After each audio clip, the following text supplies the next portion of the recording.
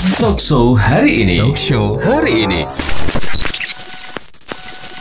Kita saat ini akan membahas mengenai UMKM, Pak Yudis dan Pak Didi, yang dimana ketahui kalau pada fase PPKM ya, pemberlakuan pembatasan ini itu membuat kegiatan masyarakat. Iya, kegiatan masyarakat ini itu ya jadinya mungkin agak terhambat dalam sektor UMKM sendiri gitu.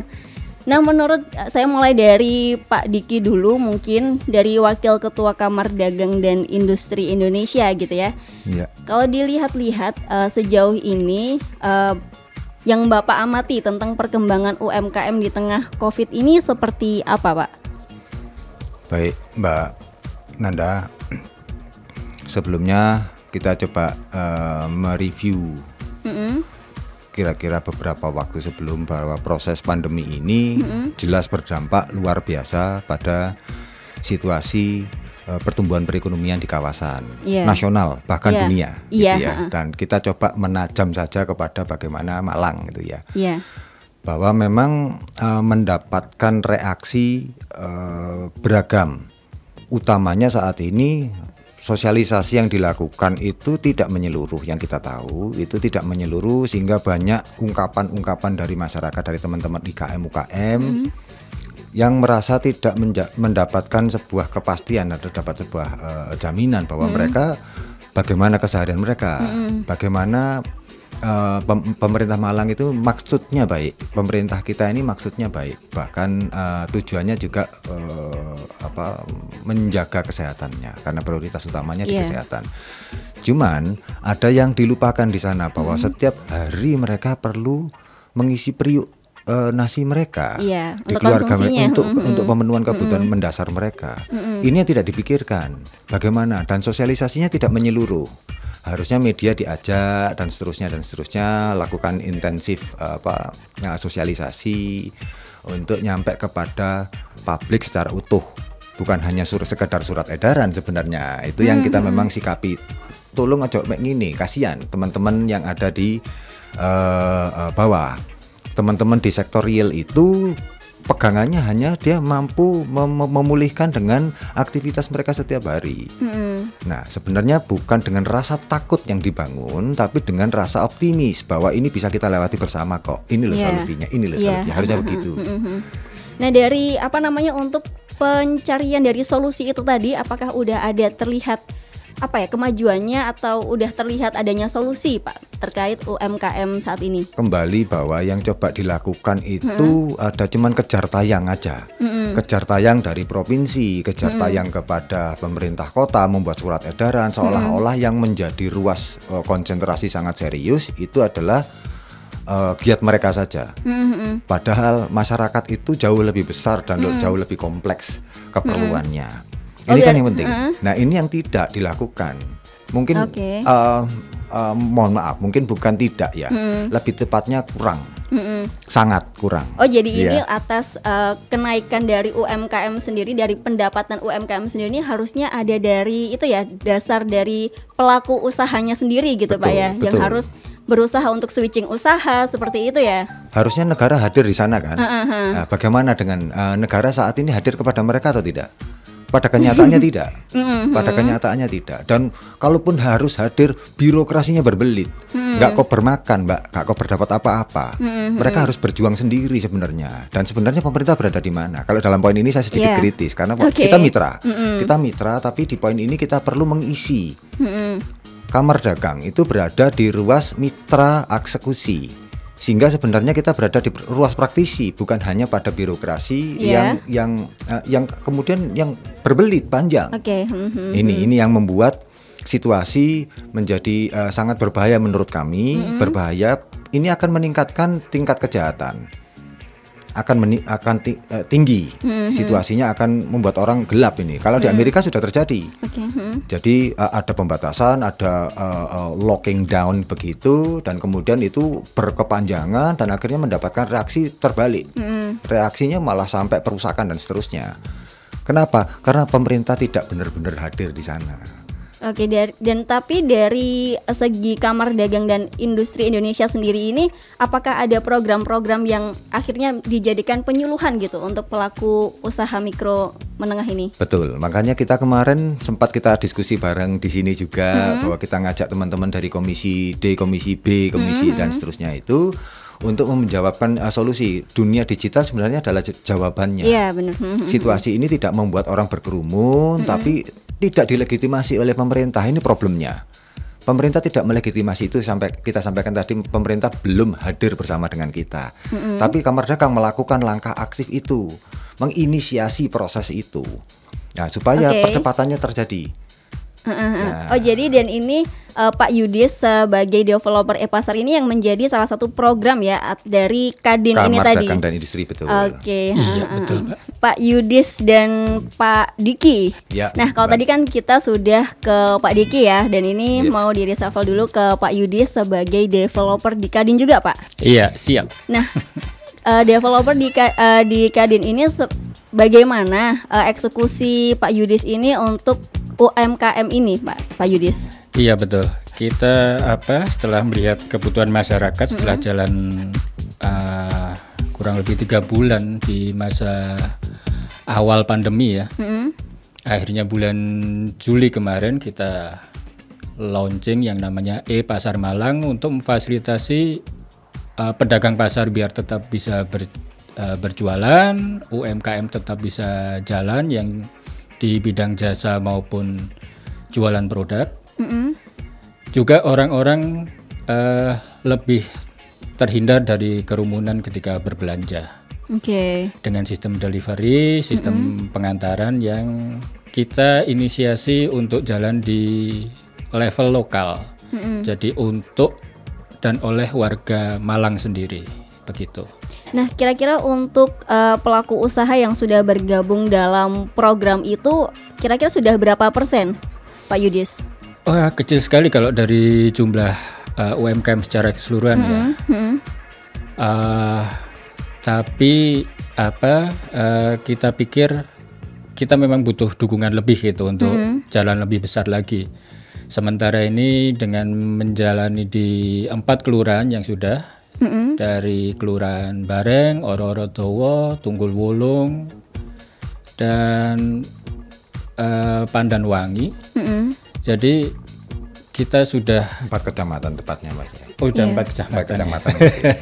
Oke, di 4 kecamatan itu apakah nanti rencananya akan maksudnya selain dari satu program itu, apakah nanti akan dibuat program lainnya gitu? Seperti mungkin adanya penyuluhan pelatihan atau apa gitu sebagai UMKM yang mungkin tidak berada di situ gitu, Pak. Mungkin dari UMKM yang pengrajin atau apa gitu. Iya, kita menghindari masuk ke wilayah pelatihan lagi karena itu yang sudah over dilakukan oleh pemerintah akhir-akhir ini. Sejak awal lewat kartu prakerja, terus lewat pelatihan-pelatihan akhir tahun yang biasanya sampai orang-orang pelaku usaha ini dapat undangan 2-3 kali dari instansi yang berbeda. Itu kan berarti auditnya tidak terseleksi dengan baik gitu. Jadi informasi yang sama disampaikan pada orang yang sama dari berbagai channel saja.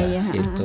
Oh, berarti kalau misalkan untuk penyuluhan pelatihan itu sebenarnya sudah ada banyak gitu, Pak. Sudah ada banyak, makanya kita fokus ke action aja. Action yang yang dibutuhkan oleh pelaku usaha sekarang apa? Ya difasilitasi usahanya untuk tetap bisa berjualan melalui fasilitas delivery, melalui pemesanan secara online. Itu yang kita lakukan sekarang ini.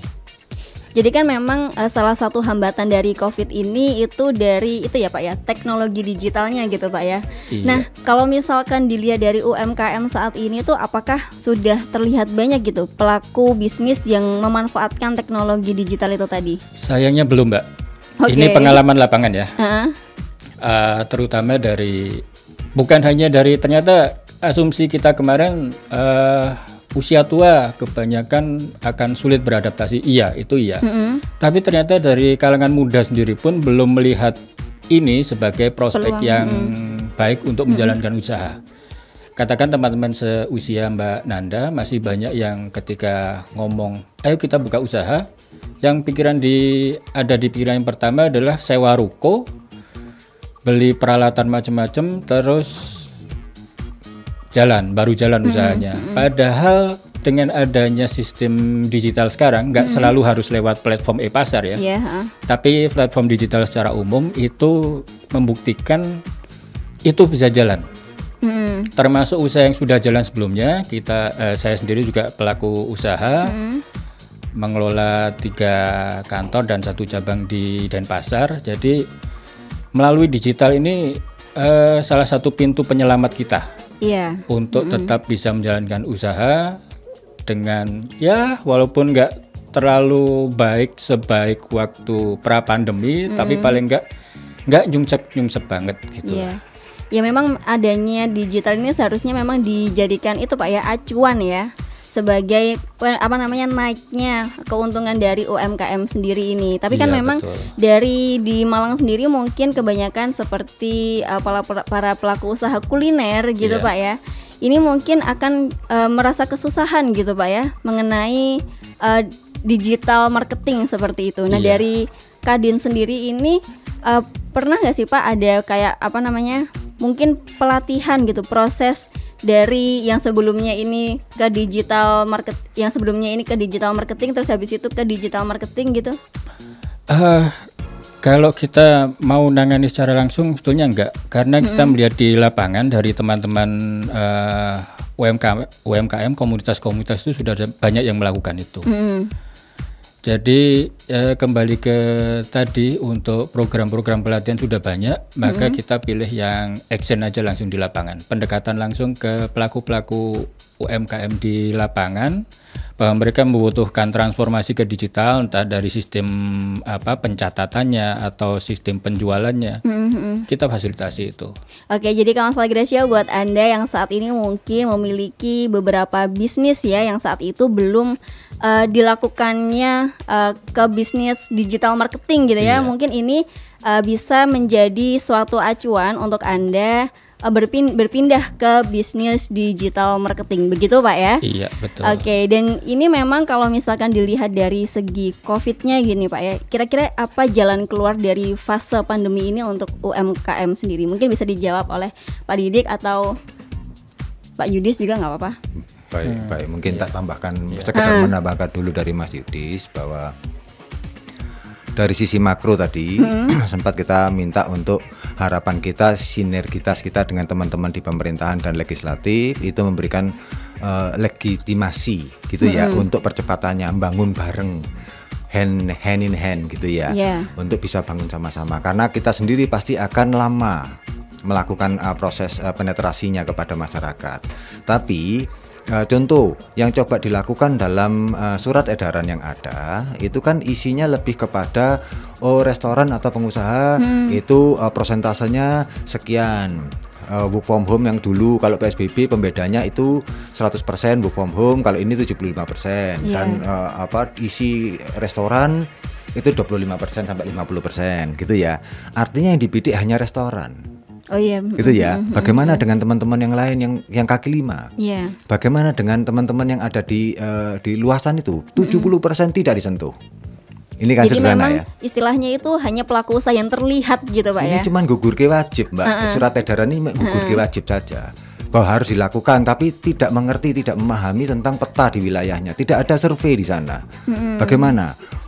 Jangankan cuman data itu, data COVID saja carut marut. Gitu ya. Sehingga kita mencoba untuk menginisiasi sebagai mitra untuk melengkapi itu. Kita membantu proses itu. Ini perlu gandengan bareng-bareng. Gak kuat Mbak dipikir untuk dilakukan sendiri oleh teman-teman di kota.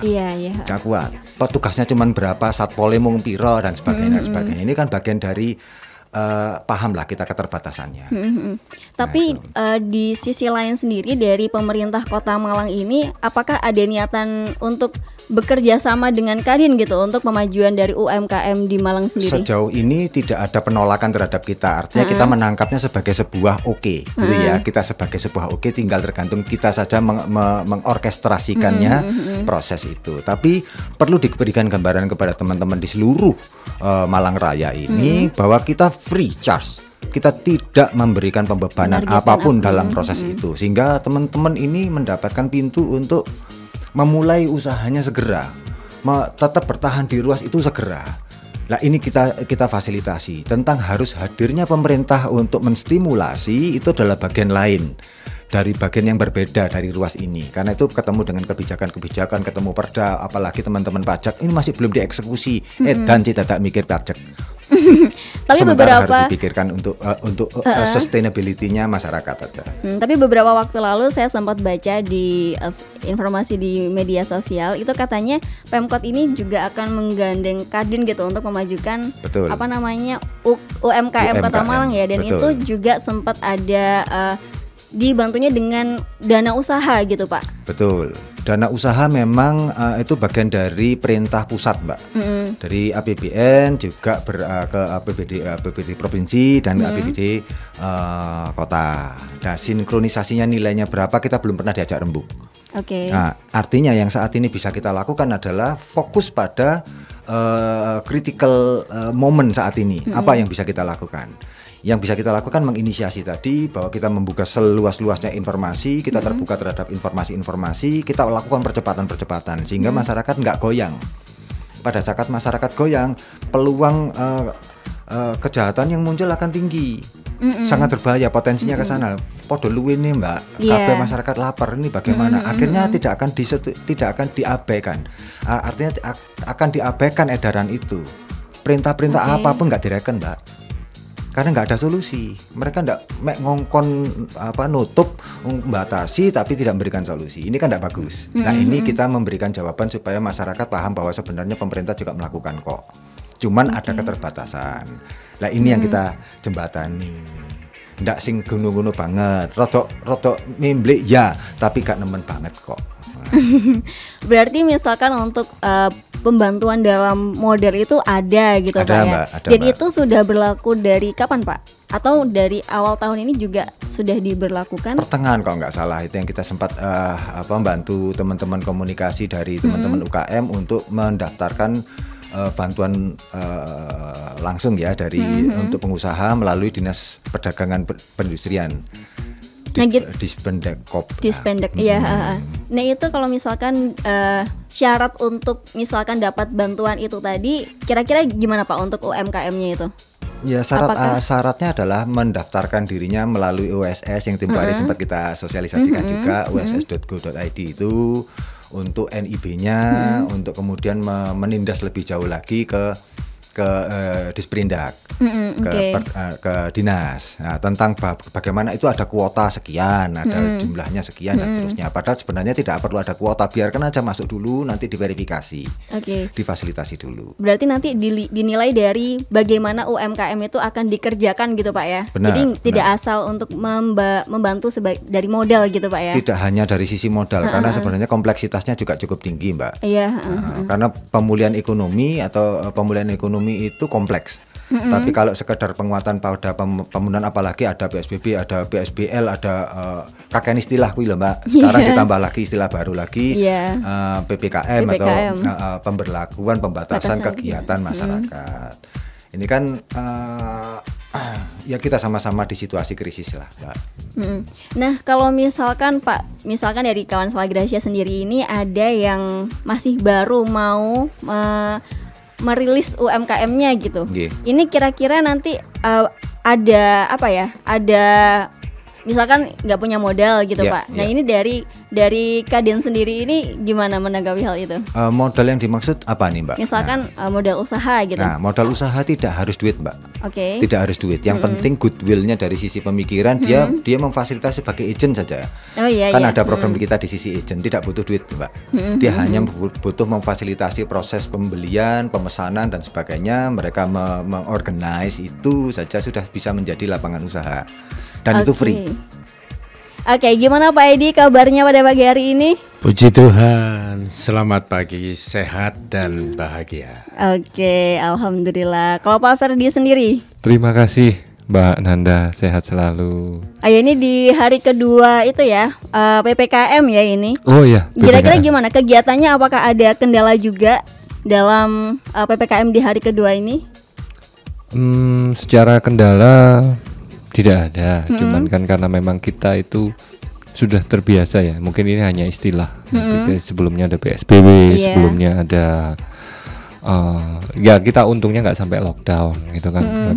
Tapi kalau korelasinya untuk kegiatan usaha seharusnya namanya tadi kan pembatasan kegiatan masyarakat. Jadi kalau dibilang kegiatan itu ya all day long ya. Jadi 24 jam itu ada kegiatan masyarakat.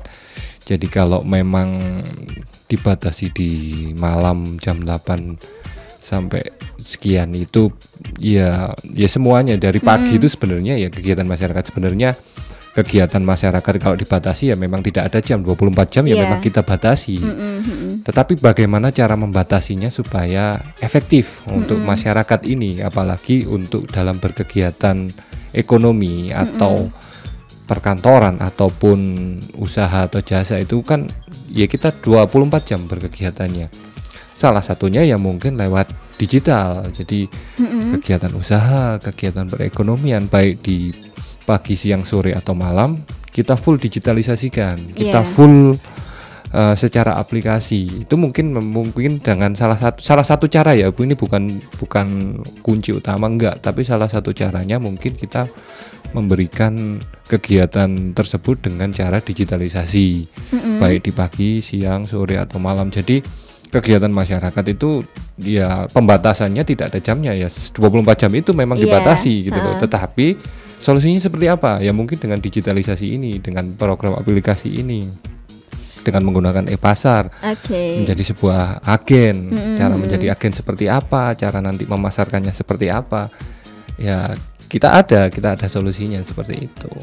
Nah untuk Pak Ferdi sendiri ini selaku sumber daya manusia pembinaan ya untuk pelaku pelaku UMKM. Iya di e-pasarnya pelaku UMKM pembina. Mengoptimalisasi para IKM dan UKM, jangan hanya karena berstatus pembatasan atau apa menjadikan hambatan atau menjadikan ketidakpedean. Jangan pesimis, tidak boleh putus asa gitu loh, karena memang usaha itu harus tetap optimis gitu loh. Seperti itu Mbak Nanda. Nah kalau misalkan dari Pak Ferdi sendiri ini untuk eksekusinya sebagai pembinaan pelaku UMKM sendiri ini seperti apa Pak? Misalkan dari segi UMKM yang ada di Malang gitu. Kalau di pembinaan kita memang yang utama memang men-training di digital marketingnya ya. Bagaimana cara melihat Captiva, bagaimana cara memasarkan produk tersebut, tapi dari lingkungan terkecil dulu. Jadi dari wilayah Captiva masyarakat terkecil, bisa jadi kelurahan. Ini sudah menjadi Captiva kita. Ini sudah ada pelanggan kita. Kalau bicara yang lebih luas lagi ya tentunya wilayah kecamatan dan kota pasti lebih luas lagi. Tetapi bagaimana kita melihat Captiva kita di masyarakat ini ada kok, baik itu secara produk maupun secara jasa. Karena untuk secara produk ya banyak, karena pemenuhan kebutuhan dasar manusia, contohnya sandang pangan papan, berarti yang pangan berarti itu sudah memenuhi sebenarnya. Kalau untuk produk jasanya ya bisa jadi untuk memenuhi produk pangan tadi kita butuh kurir. Nah itu jadi sudah produk jasa. Sebenarnya Captiva terkecil di kelurahan itu sebenarnya sudah dapat. Nah itu yang kita edukasikan. Kita edukasikan ke para agen, kita edukasikan ke para lapak, kita edukasikan bagi siapa saja yang mau berusaha. Itu bisa seperti itu. Oke, jadi untuk pembinaannya dari seperti dari Mas Ferdi sendiri sebenarnya cukup mudah Pak ya untuk dijangkau dari kalangan yang meskipun itu terbilang nggak punya modal gitu Pak ya. Bisa jadi ya. Kalau dibilang nggak punya modal enggak lah. Semua personal, semua pribadi pasti memiliki modal usaha semuanya. Kecuali kalau memang benar-benar sudah tidak mampu dan tidak berdaya ya tidak lah. Tapi rata-rata minimal nek istilah wong Jawa modal bau sikut dengkul lah. Tadi istilahnya modal kemauan aja dulu. Kita pasti fasilitasi. Oke, yang seperti penting itu. Niatnya ya dan mau nanti dan mampu. Oke, dan dari pastinya dari dari Kadin sendiri ini memiliki itu ya solusi tersendiri Pak ya bagi yang misalkan berniat untuk membuka UMKM-nya begitu? Salah satunya e-pasar programnya. Oke. Iya. Oke, dan tadi sudah sama Pak Ferdi dan Anda juga ingin berbincang-bincang dengan Pak Edi Susilo. Halo Pak Edi. Oke, Pak Edi sendiri ini dari kader Golkar ya, dari perwakilan Kementerian Perekonomian. Sebetulnya saya boleh luruskan, Mbak. Saya bertamu ke Kota Malang ini, Mbak, yang mana saya pernah menjadi pengurus Humas Karang Taruna di Nasional. Jadi mantan Humas pengurus Karang Taruna seluruh Indonesia. Juga saya sebagai kader Golkar di Nasional, Mbak, bukan mewakili Kementerian Perekonomian, Mbak.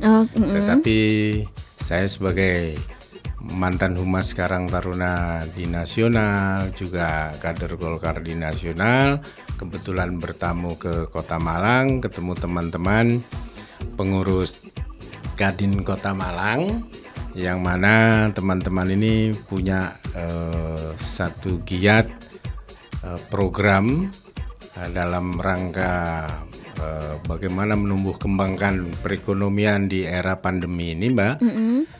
Saya melihat ini sebuah konsep yang sangat bagus, bisa membantu pertumbuhan ekonomi masyarakat, juga bisa membantu pemerintah.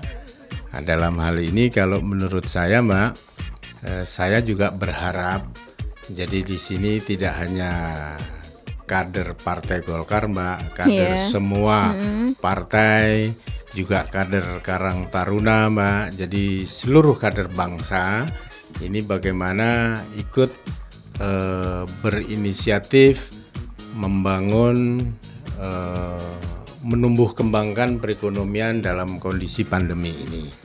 Seperti program teman-teman manajemen e-pasar, saya anggap sangat baik sekali, Mbak.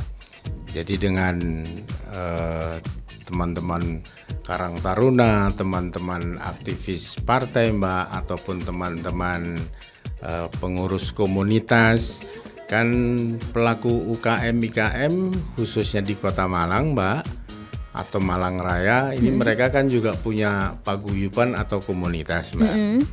Jadi kalau semua pihak kita sama-sama, Mbak, bekerja sama dengan program pemerintah, bagaimana kita untuk menggiatkan perekonomian ini lah dengan fasilitas yang dimunculkan atau dilahirkan oleh para developer e-pasar ini, saya pikir itu bisa ketemu dan perekonomian pun akan bisa bertumbuh, Mbak.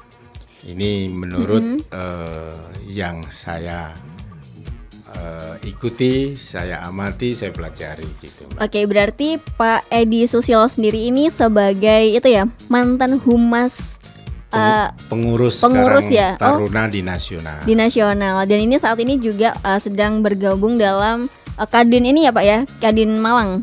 Iya, di e-pasarnya. Dan dari Pak Edi Susilo sendiri ini kalau misalkan melihat dari UMKM ini, kira-kira penurunannya itu seperti apa sih Pak? Atau sejauh apa gitu dari sebelumnya? Dengan adanya di era pandemi ini, Mbak, ya menurut saya cukup drastis, Mbak. Makanya di sini seperti himbauan atau kritikan Pak Diki sebagai Wakil Ketua Kadin Kota Malang bahwa di sini pemerintah atau negara harus hadir. Nah, sebetulnya pemerintah dan negara sudah hadir, Mbak. Hanya mungkin perlu di sini penyempurnaan, di mana penyempurnaan ini seluruh komponen bangsa ini bersama-sama, Mbak. Satu contoh tadi, para aktivis partai atau organisasi apapun, Mbak, komunitas ini sama-sama coba membangun atau berkolaborasi, Mbak. Nah, dengan adanya era teknologi digital ini, Mbak, ini mari kita sama-sama menyambut era ini. Satu contoh, manajemen e-pasar sudah membentuk Mbak sistem aplikasi marketing online yang dimulai di Kota Malang ini Mbak. Nah, ini kan seperti teman-teman, satu contoh ini Mbak, teman-teman pengurus Karang Taruna di tingkat RT Mbak, atau mungkin RW, kecamatan dan kota ini membentuk agen Mbak, agen e-pasar, di mana teman-teman yang katakan tidak punya modal uang Mbak, ini kan bisa menjadi agen penjualan daripada produk pelaku-pelaku UMKM Mbak di wilayah mereka. Misalkan ada yang jual yang memproduksi makanan, keripik dan lain sebagainya, bahkan teman-teman Karang Taruna ataupun aktivis organisasi apapun Mbak, dimanapun saja tempat mereka bisa menjadi agen untuk menjual melalui program e-pasar ini Mbak. Apapun produknya Mbak, dari mulai makanan Mbak, dari mulai pangan, dari mulai sandang, bahkan sampai kepada papan, bahkan jasa sekalipun Mbak. Oke, nah berarti dari misalkan ada pelemahnya salah satu UMKM yang ada di Malang, mungkin ini bisa dijadikan suatu alternatif yang baik ya untuk switching usaha gitu. Mungkin bagaimana Pak Ferdi? Iya, lebih tepatnya berkembang ya, develop. Jadi untuk UKM yang sudah ada, cara berusahanya tetap dengan menggunakan yang sudah ada ataupun konvensional ataupun yang sudah berjalan saat ini dengan menggunakan sistem e-pasar itu paling tidak mereka berkembang menjadi digital atau lebih baik. Jadi pola pikir usaha itu juga harus berkembang selain untuk konvensional, selain untuk berusaha dengan sistem yang sudah ada, tetapi paling tidak kita menambah salah satu channelnya yaitu digitalisasi menggunakan aplikasi seperti itu. Oke, berarti jadi misalkan kalau ada UMKM ini misalnya e-pasar ini hanya sebagai wadah gitu ya. Wadah untuk berkembangnya UMKM mereka di masa pandemi, begitu Pak ya? Yep, tepat sekali.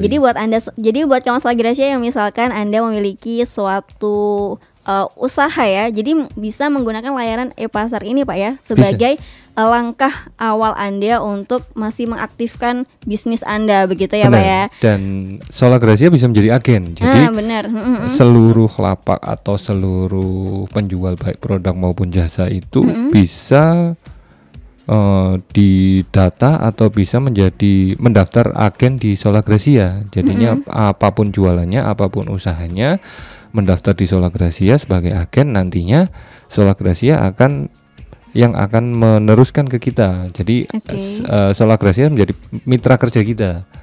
Nah, di situ nanti akan terbentuk pola pikir kita yang saling menguntungkan. Jadi sebagai agen tentunya membantu para penjual bisa melakukan kegiatan usaha mereka, dan Solar Gracia juga terbantu. Jadi ada simbiosis mutualisme, saling menguntungkan. Yang jualan laku, Solar Gracia juga ikut sounding, ikut blasting seperti itu. Talkshow hari ini.